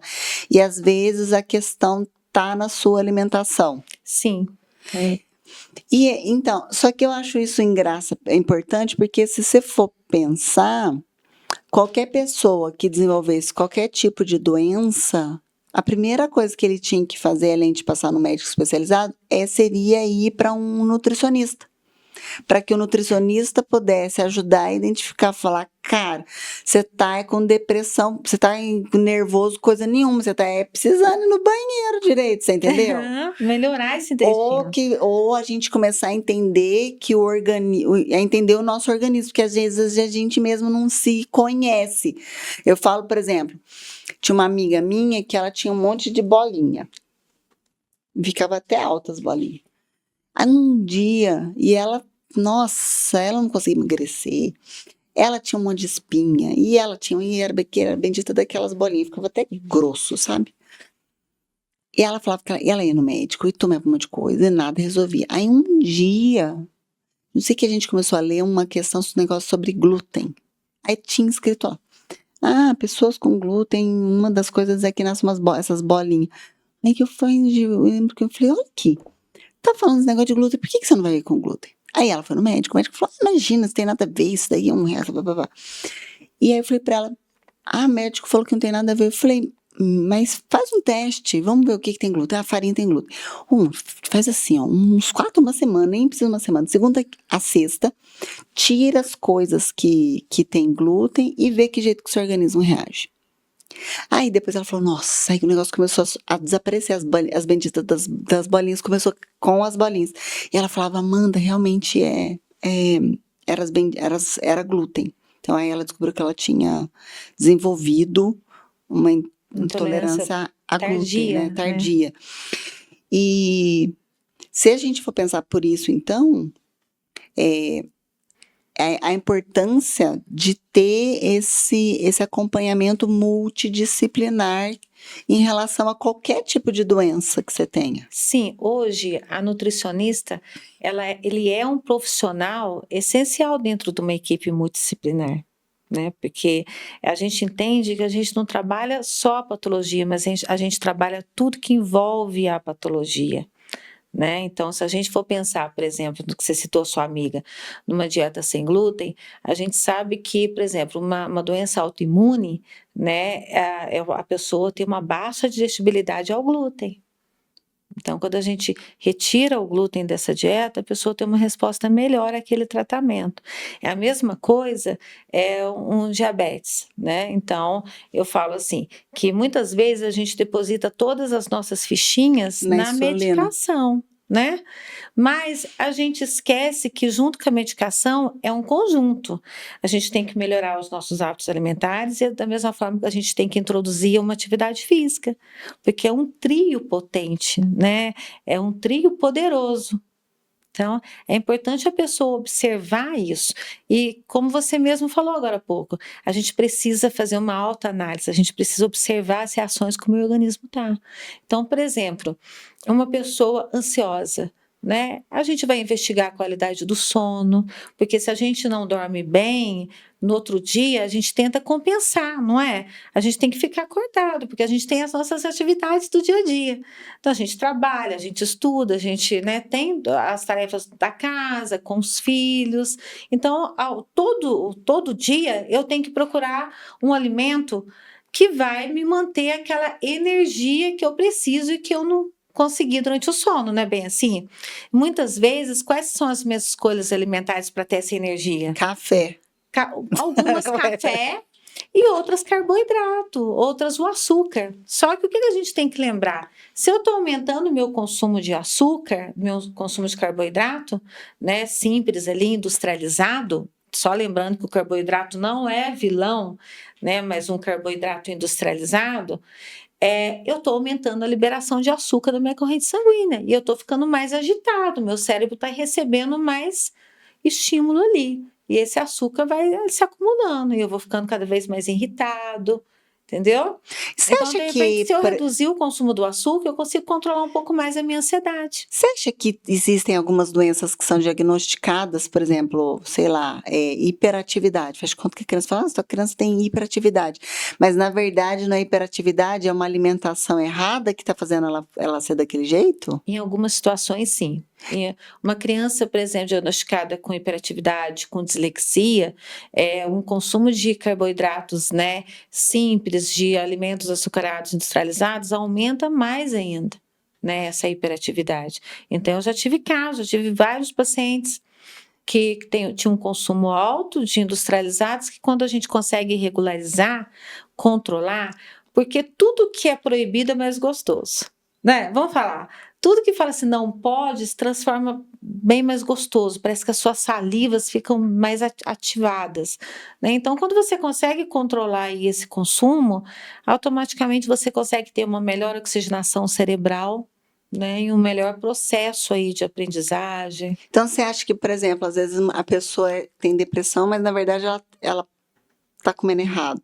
Não estou falando que Não estou falando com relação 100% não, gente, não estou falando isso. que Eu estou dizendo que pode existir isso, pode existir, por exemplo, putz, eu desenvolvi uma depressão, uma ansiedade, alguma coisa. Isso pode estar relacionado à maneira como eu tenho me alimentado? Não relacionado à maneira como ela tem alimentado, Mas a né? maneira como ela tem alimentado potencializa isso? Pode sim, em algumas situações está potencializando, Então, a entendeu? importância, por exemplo, hoje, de toda vez que você diagnosticar algum tipo de doença, você também ter esse olhar para a tua alimentação. Cuidado com a sua alimentação, porque de repente, né, no quadro, por exemplo, de uma pessoa que está fazendo tratamento para depressão, né, a gente melhorando a alimentação, ela pode se sentir melhor, ela pode se sentir mais confortável, ela pode se sentir mais disposta, né? Mas não que uma alimentação errada pode piorar Desencadear isso. desencadear, não, de jeito nenhum. Mas pode curar. Né? Mas pode ajudar nesse processo, nesse tratamento todo, nesse processo de cura.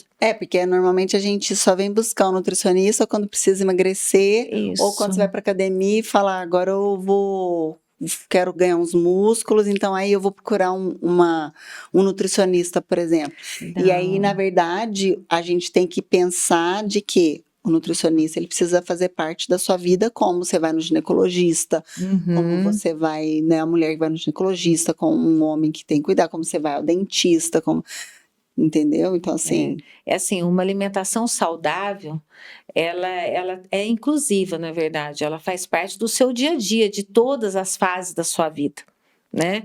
Então, é importante que a pessoa tenha esse autocuidado. É uma coisa que eu sempre falo, né? Quando você se dedica um pouco mais a cuidar da sua alimentação e ouvir o que o seu organismo está falando, você, na verdade, você está se cuidando, né? Então, nós mulheres, por exemplo, ir no salão, cuidar do cabelo, fazer uma unha, fazer uma maquiagem, mas também cuidar da nossa alimentação. E sabe uma coisa que eu sempre falo muito?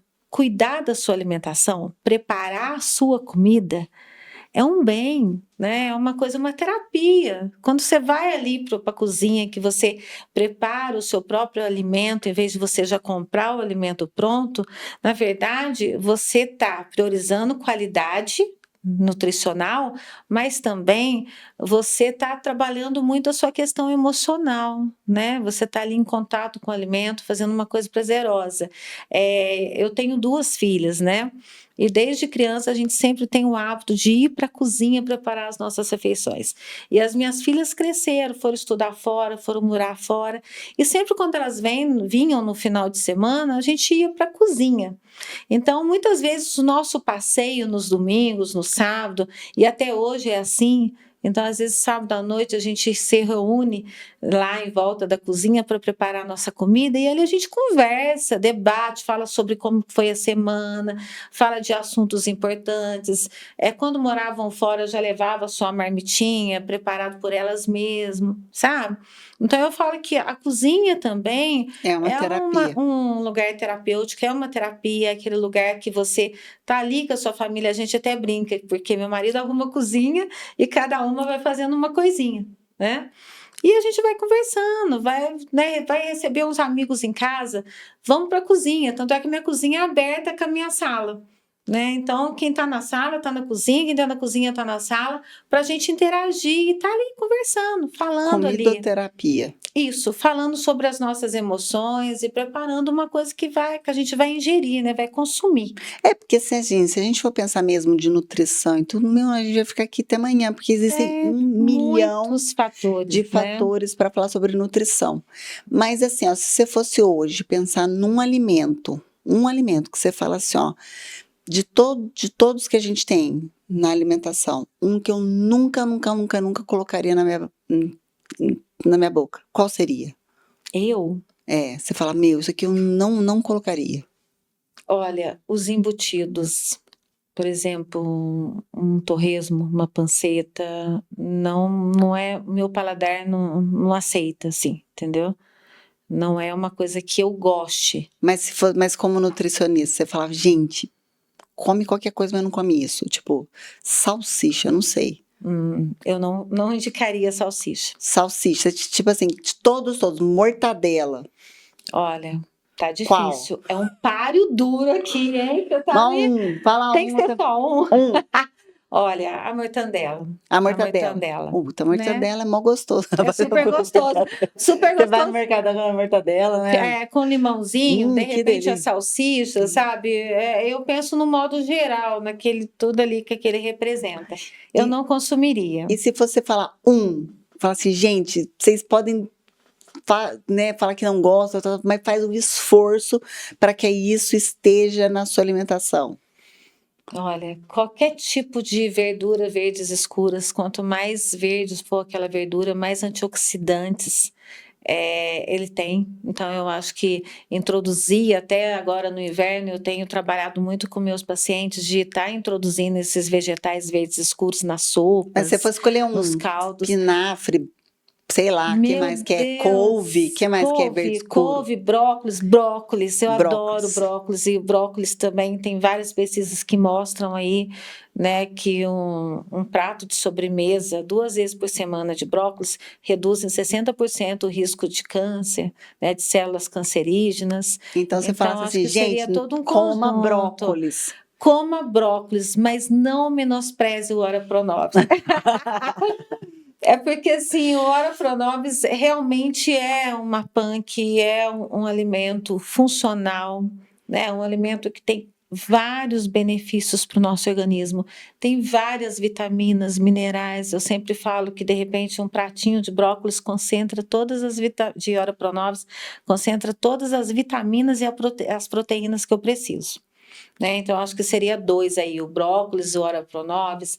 Aí depende muito, por exemplo, assim, eu como mulher, né, na minha faixa etária, eu entraria aí com as frutas vermelhas, por serem antioxidantes, que a gente sabe que a faixa etária depende muito. Então, uma mulher que entra aí na fase de uma perimenopausa, de uma menopausa, eu sempre brinco às vezes com as minhas pacientes, que eu falo, gente, cuidado para não virar um maracujá de gaveta, porque às vezes fica preocupado muito com a questão estética, é importante, mas a gente tem que nutrir as nossas células para a gente não ter um envelhecimento precoce aí. Então, se a gente for pensar aí na questão das mulheres, eu falaria das frutas vermelhas, né, do morango, da goiaba. Eu gosto muito, eu falo muito também da questão do kiwi para poder melhorar a qualidade do sono, que é essencial, né? Então, eu acho que seria isso, várias faixas etárias. É. Então, você acha que o que a gente aprendeu é que a produção já está botando um relógio aqui, né? Olha lá. E tem tanta Vocês não coisa veem a para falar, produção, né? Nós ainda. vocês não estão vendo a produção. Ah, Aí, é, entender que se você, mulher grávida, come bem, a probabilidade de você desenvolver um adulto que vá comer bem também, ela é grande. grande. Se você entende que a alimentação, ela é a base de uma vida, de uma qualidade de vida, você fala, eu quero ter qualidade de vida, eu vou fazer yoga, vou fazer pilates, vou na academia. Não adianta se você não tiver uma qualidade de alimentação. Se você desenvolve algum tipo de doença, é importante que você tenha essa visão para alimentação. Então, eu acho que um nutricionista devia ser igualzinho você vai no dentista, né? Porque ele falou assim, ai, nasceu um dente, eu vou levar meu filho no dentista. Eu devia ter esse trabalho também, desde que nasceu, de já vir com a nutricionista fazer. Quem começa a introdução alimentar não devia ser o pediatra, devia ser o nutricionista. Eu acho isso importante. Como você falou, é igualzinho nós mulheres, nós não fazemos o preventivo ali a cada 6 meses, uma vez por ano, Devia ir no né? E eu, nutricionista. eu sempre penso assim, todas as vezes que você vai no médico, você deve começar o acompanhamento, o tratamento medicamentoso, mas também ter um olhar para os outros lados, né? Então, eu estou tendo uma atividade física ideal, né? Eu estou mexendo o meu corpo, a minha alimentação como que tá, são duas Porque coisas.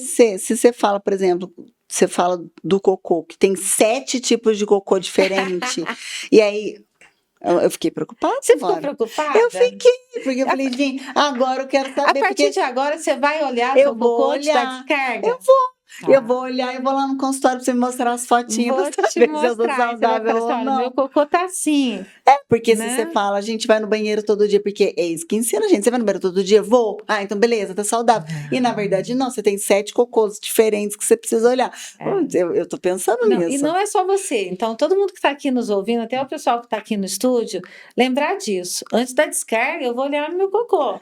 E depois que eu der descarga, eu vou pensar assim: eu tive a sensação de evacuação completa, eu estou saindo plena, leve, né? Então, é importante a gente estar Porque se não observando. tiver, gente, por mais que não pareça fisicamente, mas você precisa de ir atrás de um nutricionista para ele Fazer os poder entender e fazer uns exames. exames e falar, ô, não tá certo. Onde é que você vai? É num nutricionista. Fazer os exames regularmente, observar se a minha hidratação está adequada, né? Então, eu sempre falo sobre a coloração da urina. Então, a primeira urina do dia é aquela urina mais tensa, aquela urina mais escura. Mas lá pelas 10 horas, se eu vou no banheiro e minha urina ainda está um amarelo mais escuro, opa, deixa eu ligar o meu pisca-alerta, porque meu corpo não está recebendo. As minhas células não estão recebendo a hidratação que ela precisa, Então é né? importante também você não ter vaso escuro na sua É casa. bom Não não pode ter ter o vaso famoso vaso preto, preto, gente, né? porque É senão você não vai. bonito, mas muitas vezes pode mascarar aí. Então, é importante a gente olhar, né, a urina e o cocô, que mostra diretamente, né, como é que o meu organismo está reagindo àquela alimentação, àquele nutriente que eu estou consumindo, Mas acima né? de tudo, gente, a gente entende, e assim, ó, eu vou defender agora a partir de hoje. A introdução alimentar, ela precisa ser acompanhada de perto por um nutricionista. Sim. O nutricionista, ele precisa fazer parte da sua vida, como um dentista faz parte da sua vida, como um preventivo faz parte da sua vida, e não caçar um nutricionista, porque quando você precisa ou emagrecer, ou engordar, ou você foi para academia. Não, eu falo assim que o nutricionista não é aquele que vai te emagrecer ou te engordar. Na verdade, é aquele que vai te ensinar a se manter saudável, a ter mais longevidade. Porque, afinal de contas, por quanto tempo você quer viver, mas com saúde? Né? Então, eu acho que o nosso principal objetivo aqui, nesse momento, é a gente aproveitar cada minuto da nossa vida, mas de uma forma saudável. E para isso, eu preciso ter equilíbrio, né? Eu preciso ter todo aquele conjuntinho ali, né? Então, eu preciso ter saúde emocional, atividade física, alimentação, a necessidade, se tiver necessidade de uso de medicamentos, está conciliando esse medicamento, igualzinho eu falo. Às vezes a pessoa vai lá e deposita só na medicação para o controle da glicemia, mas esquece que a alimentação influencia, que o meu lado emocional influencia também, né? Então, eu acho que tudo tem que entrar em conjunto, né? Mas, principalmente, eu preciso estar disposto para isso, né? Mais fácil, emagrecer é fácil, né? Emagrecer, você tira isso, tira aquilo, aí você elimina peso. Mas manter o peso eliminado, você só a parte mais consegue difícil. quando você consegue ter regularidade nos seus hábitos alimentares, na sua mudança de hábitos. Porque às vezes a pessoa fica ali, ó, vai 2, 3 vezes na academia, corta tudo, só vive à base de verdura e legume, mas depois, quando ela chega naquele peso que ela quer ter, ela abandona tudo. Então, ou seja, ela não teve a constância que a gente precisa ter para ter saúde, para ter longevidade. Eu acho que isso hoje em dia é mais importante, né? Então, assim, eu defendo mesmo. A qualidade de vida não é só a gente olhar e falar assim, leia livros, tire um tempo para você e vai meditar. Mas consulte um nutricionista. Sim. Eu acho que é importante você começar a observar aquilo que você tem colocado e, às vezes, como o teu organismo reage àquela alimentação. Porque não adianta nada você falar, eu como super bem, mas eu não gosto do jeito que eu como. Eu sou obrigada a comer aquilo e, às vezes, aquilo não é necessário realmente para o teu corpo, porque o teu corpo entende de outra maneira e está tudo certo. Só que é importante você ver esse conhecimento que você tem. Do jeito que você alimenta, do jeito que teu corpo reage, do jeito que teu corpo absorve, do teu cocô, para que você realmente tenha uma qualidade de vida e entenda que aquilo faz parte, né? Não ficar escutando que é o mesmo para todo mundo. Come ovo todo dia para todo mundo, não. Mas entender você como ser humano, um ser humano individual que você é, e como aquele teu corpo entende a alimentação. É isso mesmo. E vai que você descobre que você pode comer pizza no café da manhã. Você não vai fazer mal não. Você pode comer uma feijoada de manhã e aí seu corpo não vai. Não. Mas assim, é uma coisa importante. Quando a gente procura um profissional da nutrição, né, a gente tem que ir realmente aberto, porque muitas vezes, quando a pessoa procura um nutricionista, é muito comum a gente escutar assim: eu já fui em muitas nutricionistas, sempre falam a mesma coisa. Realmente, nós vamos sempre falar a mesma coisa. Nós vamos sempre orientar os nossos pacientes a ter uma alimentação saudável. A fala é a mesma, as orientações é a mesma, mas o que difere é a forma com que aquela pessoa vai receber essa orientação. Então, muitas vezes, as outras vezes que você foi numa nutricionista que você não teve resultado, é porque você não estava aberto para aquela orientação, né? É a mesma coisa de você olhar sempre na mesma direção. Quando alguém te desafia a olhar para a esquina, né? Você fala, não, eu vou continuar naquela mesma direção. Então, tem muito isso. Às vezes a pessoa vai e fala, eu já fui em várias nutricionistas, mas não consegui emagrecer, não. De repente, não é um profissional, mas é como você chegou nesse profissional. Se você estava aberto para adquirir conhecimento e dali para frente seguir uma constância, né, aceitar aquelas orientações que o profissional está dando, ou se você muitas vezes chega lá querendo um milagre, querendo que o profissional faça um milagre em você. Então, a gente não faz milagre. Mas eu queria um milagre. A gente ajuda, né? Então, é isso. Mas é bom. Quer deixar algum recado? Além de procure um nutricionista e olhe seu cocô. Eu penso assim, que a gente tem que sair daqui com aquela mensagem e com aquela ideia que ter qualidade de vida depende muito de nós. Não, eu acho que depende só de nós. De nós, e não das outras pessoas. E eu penso que a cada aniversário a gente tem que rever os nossos hábitos, né?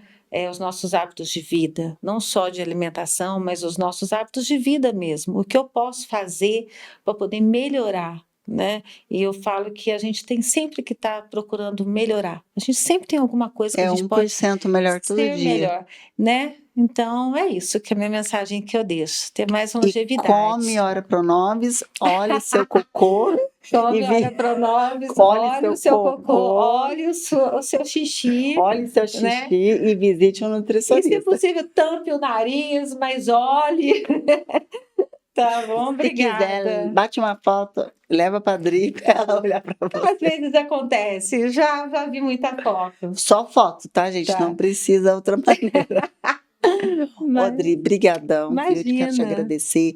agradecer a Unimed que disponibilizou, trouxe aqui para você poder vir bater papo. E a gente fala, né? Ai, nutrição dá pra gente ficar aqui inventando 1 milhão de temas diferentes. Então, vamos falar sobre outras nutrições nos outros Com podcasts. certeza, estou à disposição. Se alguém quiser te achar como?